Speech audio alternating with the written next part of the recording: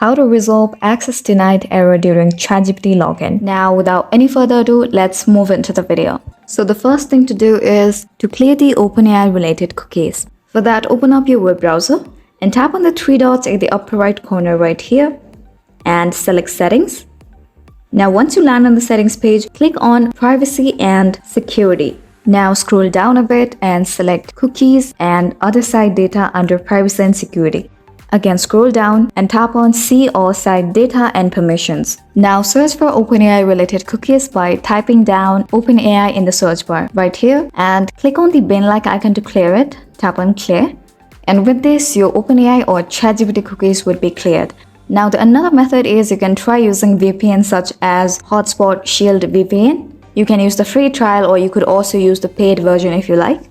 So once you've done this, try logging into your ChatGPT account once again and you should be good to go. But if the issues still persist, contact ChatGPT support for further assistance.